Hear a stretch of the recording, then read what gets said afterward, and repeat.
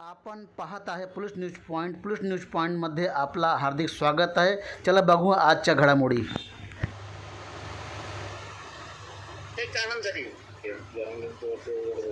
सरकारने थांबवण्यासाठी पराकोटीचे प्रयत्न केले.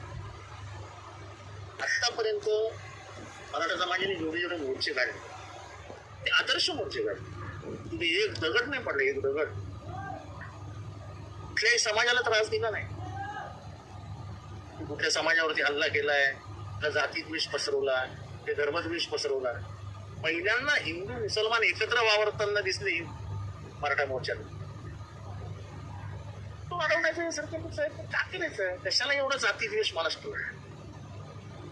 आणि म्हणून मी लिहिलं की ते परशुराम महामंडळ काहीतरी स्थापन केलं. त्याला तुम्ही पैसेही दिलेत, अधिकारही दिले. त्या सर्व गरिबांना न्याय देण्याचे सरकार असतं, सरकार मायबाप असतं. पण हा समोर इम्बॅलन्स दिसतो ना.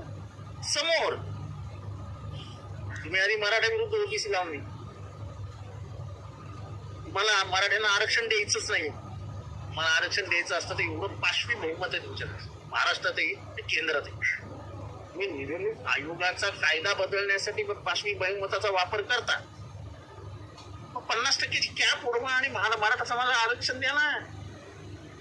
ते करणार नाही, ते भांडण लावून ठेवणार. मग राजकारण करायचं. सगळ्या गोष्टीच राजकारण करणं ही घाणेरडी सवय सध्या महाराष्ट्रात. म्हणून मी ते केला. जातीद्वेष कशासाठी?